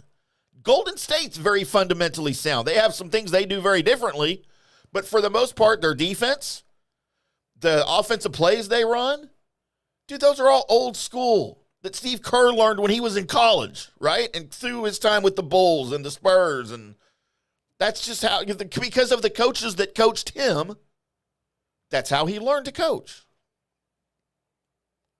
Why are you laughing? It's just to hear you talk about this stuff. It's fun. It's fun because your main gripe is that I need to see more defense, but all I enjoy is dunking. But what I need to see is more fundamentals and then dunking on pumpkin heads. They're trying to do the dunking on the pumpkin heads, right? Now, once you get into the actual playoffs, then you start seeing a lot more. That's the reason why the game changes once you get into the playoffs. Mm-hmm. A lot more defensive focus. And actually with your Mavericks right now, because it feels like they're trying to play, except for against Houston, they decided we're just going to go back to playing old school Mavericks ball, which they ended up winning anyway. But, yeah, you see a lot more defense being played as it comes to nut cutting time. So I think that's what separates teams in the NBA. Is the way you play, and you're starting to see, the teams kind of rise up that are not just more talented than everybody, but also they're playing good defense as well. And so, yeah, I get it. I can tell you the main reason on the NCAA why I don't prefer, even though the men's side and really the women's side, it's probably just a sexist thing for me. Okay. I can't have any other explanation. I used to love watching my daughter play basketball. Right. I could get into those games all day long. But, like, watching women's basketball, I don't get into the actual game at all. I can try, but it just doesn't work. Whatever it is, whatever's broken with me, everybody else seems to be having it fixed. And maybe it'll take me getting into and actually sitting down and going, all right, go watch this actual play again. And maybe everything's gotten better, and maybe I can pick a team and get into it, and cool. But NCAA basketball is always just, because of the difference between the timing and what's going on and how the plays are run, it just feels so drawn out. It feels so slow. Compared to the NBA, for sure. And it's like, no, I don't. See, I prefer the college game, men or women, to the NBA any day. You say I'm not a basketball fan. I am a basketball fan. I'm not an NBA fan. I just give it to me as fast as you can. Don't mark that. Too late. But yeah, that's where I stand on it. Caitlin Clark, and I want to get into this for just a few minutes before we break, or before we get into your last segment. But so I heard a buddy of ours on the network, JP Peterson, talking about watching the women's finals, the women's championship game on his phone on the plane as he was going back to Florida from Colorado. And he could only get whatever the alternative broadcast was on his phone, where they had the panel watching the game and commenting on the game. Okay. And, of course, Caitlin Clark, the best player in college basketball. She ends her college career as the all-time scoring leader, men or women, collegiately, as of course, she passed Pistol Pete Maravich. I've never heard, like, all year, and even going into last year, I've watched her and been a big fan, and never heard anything negative ever said about her. Okay. JP said, as he was watching this broadcast, the coaches and ex-players, ex-WNBA players, they had nothing good to say about her, nothing nice to say about her. All they did was bash her and her team. Clearly, they were SC fans, which I don't get, but nothing nice to say about Caitlin Clark. And I'm like, how can you have something not nice to say about Caitlin Clark? She does everything right. She doesn't get into trouble off the court. She's not one of these, I don't know that those exist in women's basketball, but whatever, that doesn't do things right. And so this was news to me. I'm like, when I said something to you about it, you like completely understood. First of all, maybe it's just, again, the me, a little catty, little action like that where you just, that person's too good at everything. Right. We've got to find something wrong with it. There's that. That usually happens, though, in the reverse when the chick walks in and you have the group that's over here and sees her walk in. It's like, oh, what is she doing? All the guys are like, holy crap. And they're like, oh, look at her shoes. I'm like, and just picking her apart as she's walking across, right? There's one part. The other part, though, is that Caitlin Clark probably should come out to, when they announce her name, to like a Kid Rock song. White. Are you suggesting she's white trash? She looks the part, which I think is cool, right? Right. It's not negatively. You're not saying that in a negative way. No, I'm not saying that in a negative way, but there's a little bit of, she's got a little bit of the dirty Karen attitude on the court. Like, what? Right. What are you doing? Taking a part in the leadership role.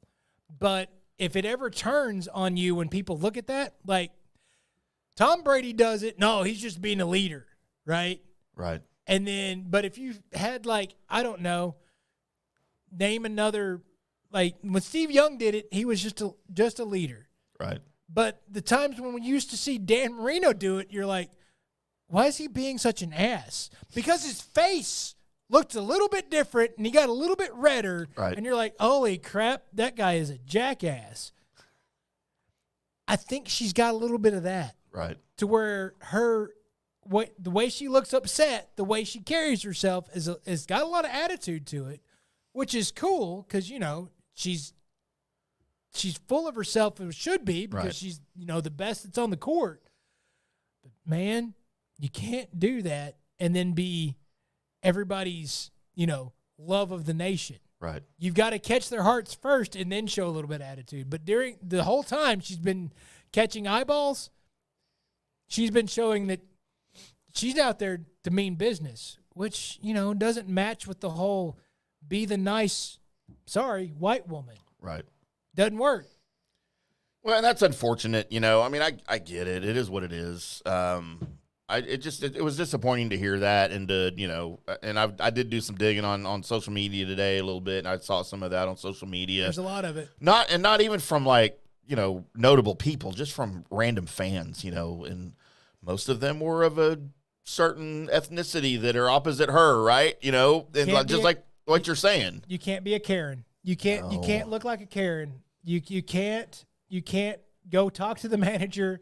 You can't go talk to the referee. You can't, bob your head back and forth. You can't do any of those things that match you up with any of the memes, because now you're free range. You're free range to be, hated on. Yeah. And so there you are. That's the point we're at. Yeah, like I said, it's disappointing to see that. She, of course, leaves for the WNBA. She'll be the very first overall pick. To take a pay cut. No, she's not going to take a pay cut. No, she's taking a serious pay cut. No, because all of those NIL deals that she has will follow her to the WNBA. She will make more money on sponsorship than she's making now. She'll make a lot of those will carry over, yes. But because the WNBA is not as much of a national product as the women's college basketball. Exposure's less, yeah. Exposure's less, yeah. She will take a pay cut. Yeah, and she's been offered lots of stuff, like whatever that is it the 3-on-3 league or something I know nothing about, that I guess is that a bunch of rappers started or something. That would be the league that Ice Cube. Okay, I've never heard of this thing before, but apparently he offered her $5 million to come play in that. It's pretty cool.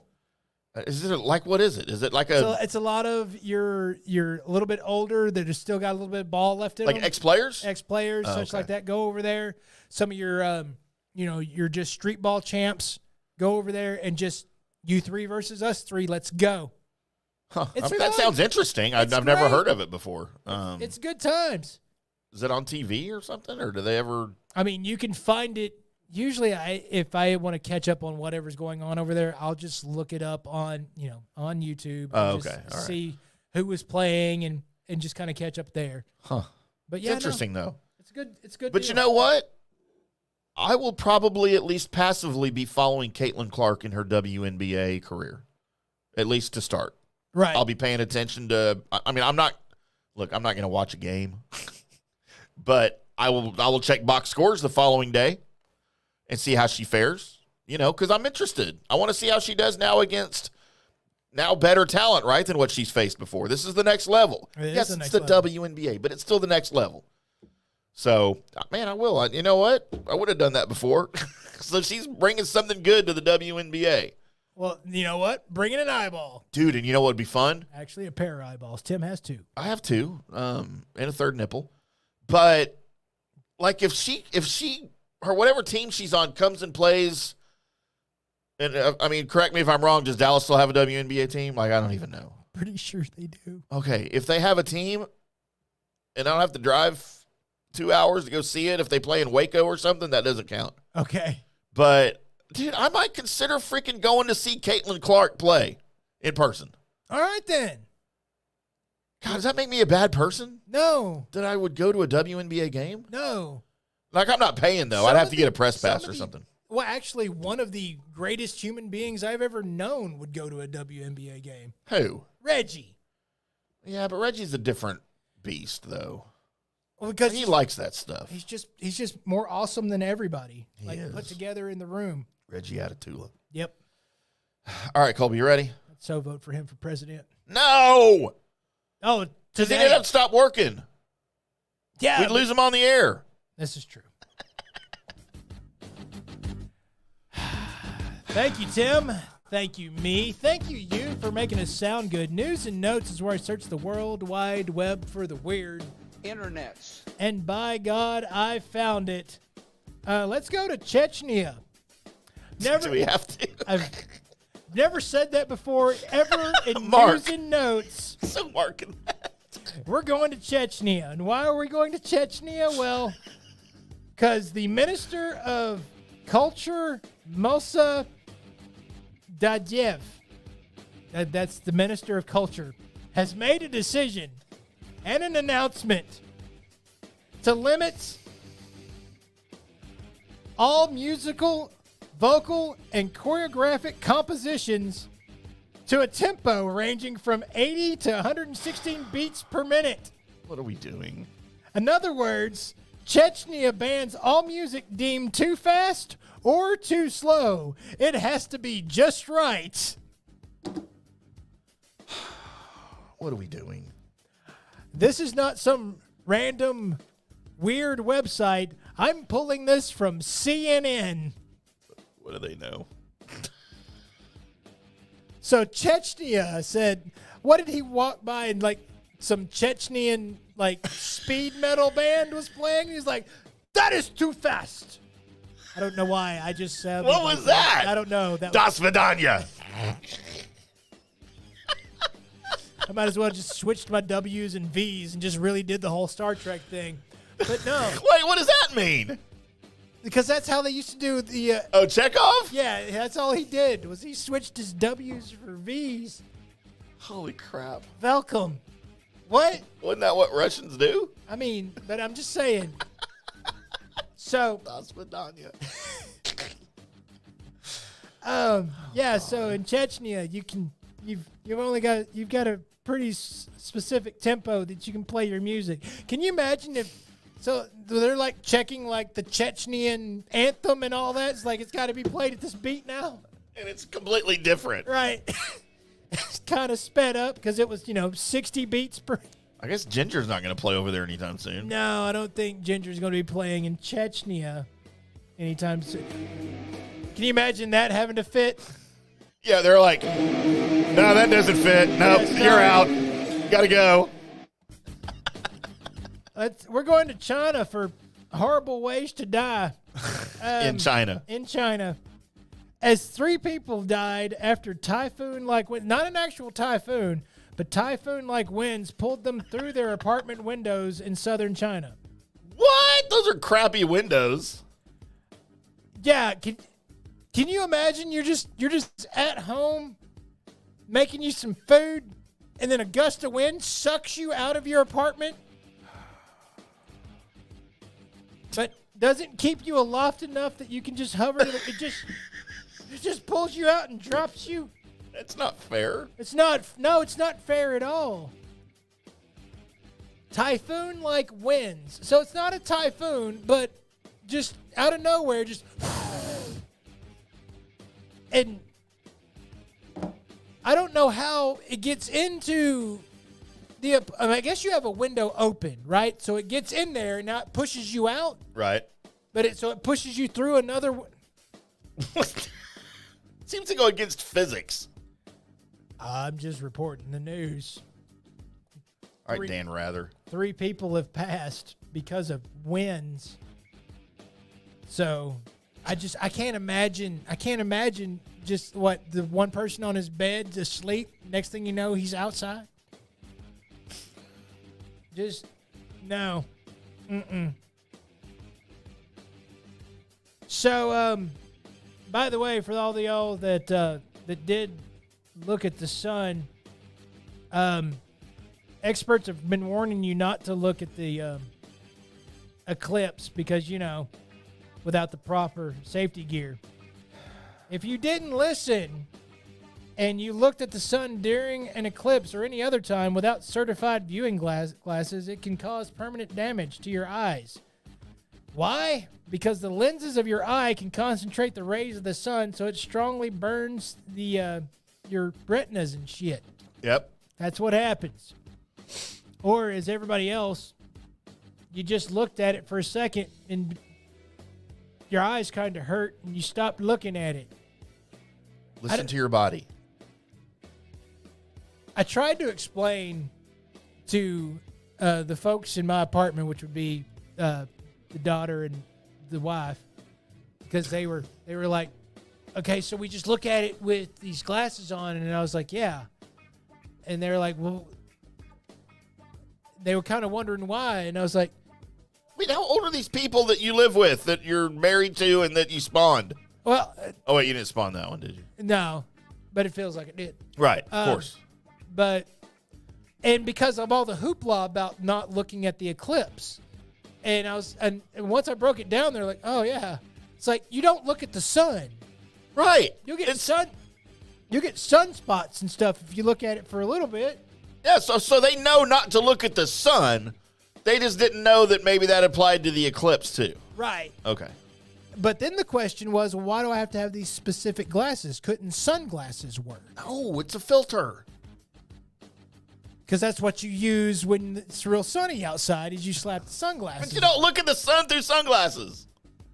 Colby, I'd have been slapping somebody. I'm just telling you.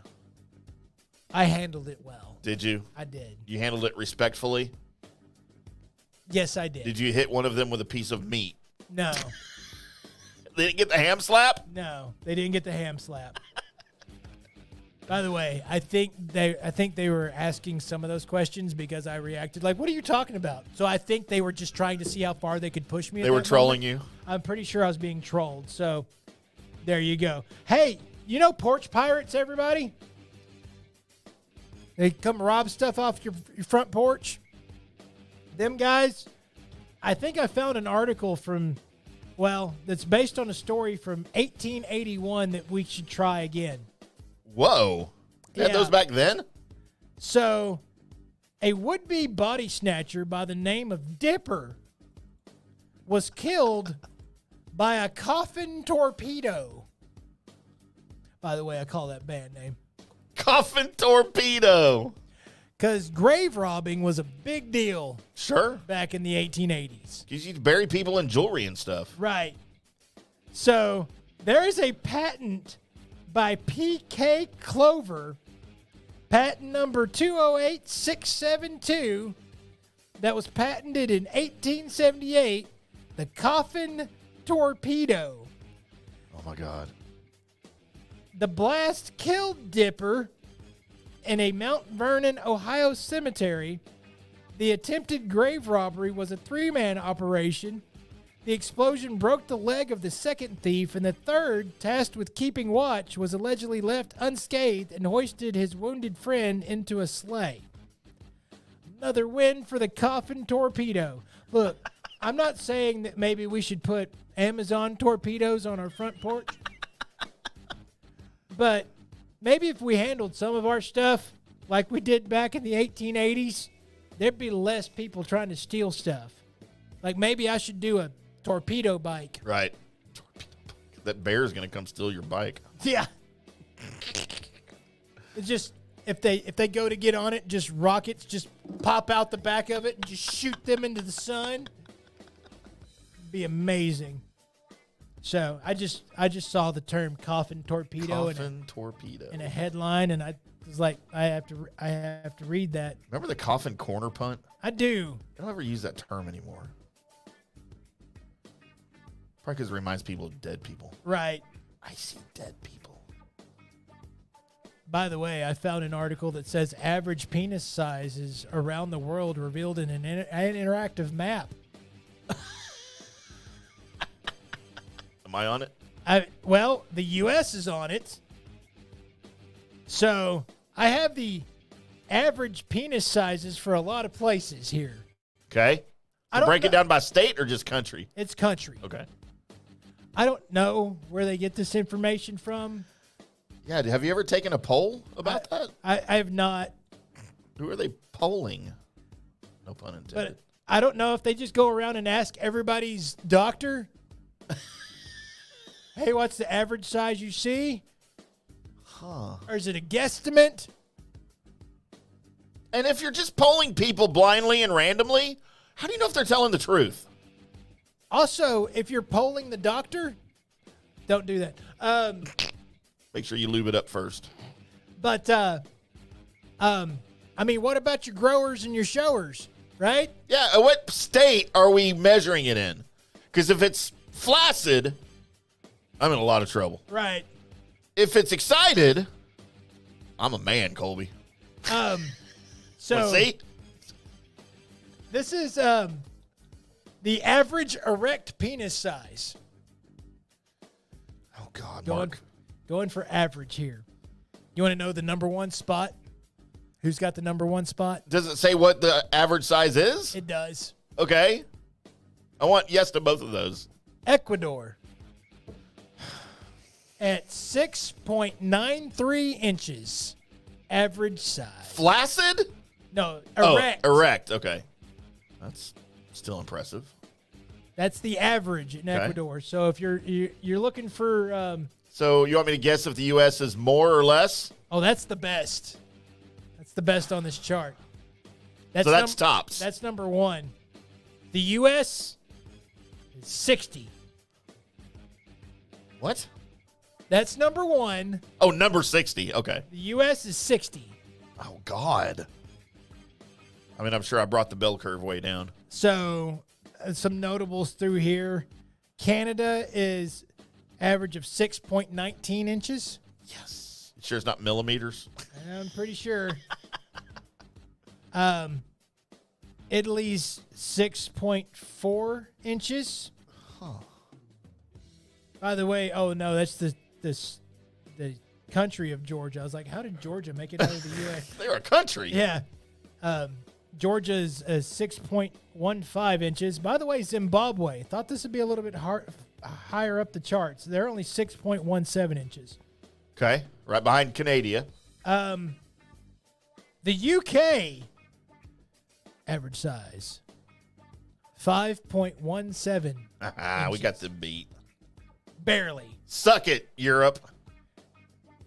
The United States average penis size of a average erect penis, 5.35 inches. Man, that makes me feel really good about myself, Colby. Which just makes me go, I'm above average. Yeah. Thank God. I feel really good about myself. So there you are. Screw you, Johnny. Stop looking at my ding dong. Well, hopefully he was looking at. Well, was that? Wait, were you fully ready to go in that picture you showed, Johnny? No. Okay. All right. No. I mean, I wasn't fully not ready to go, but I wasn't fully ready to go either. You thought it was a good pick. Yeah, it was a good angle.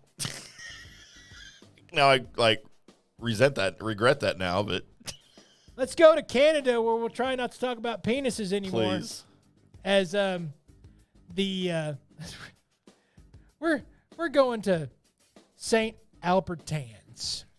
The reason why we're going there is because in 2016 they proposed to make Millennium Park, and it was going to cost around $20 million.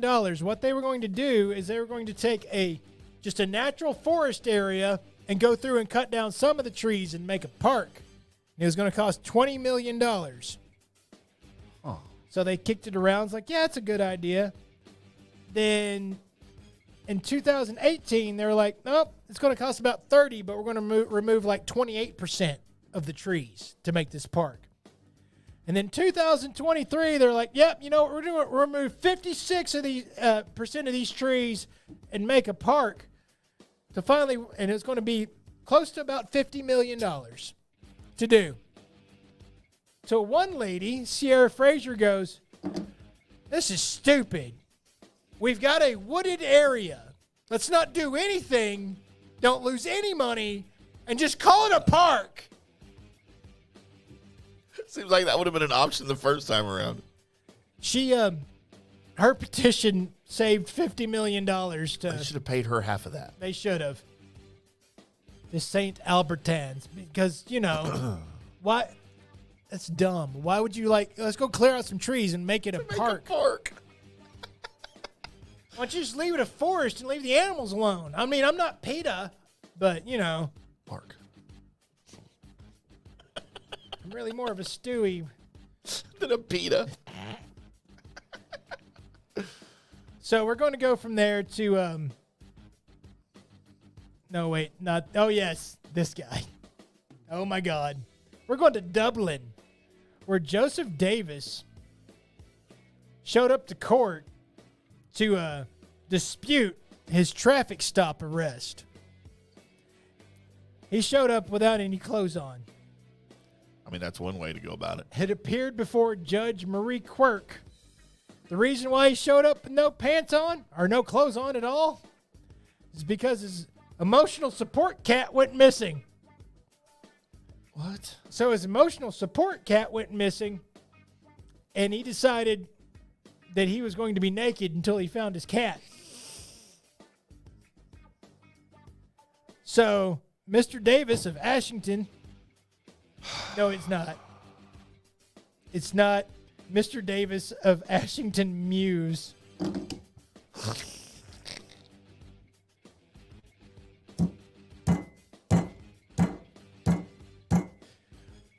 Was charged with a road traffic act, offenses of failing to give his details and not keeping his car stationary during the alleged incident. Judge Quirk heard the motorist refused to wear his clothes when brought to the courthouse. He walked in covering up his junk.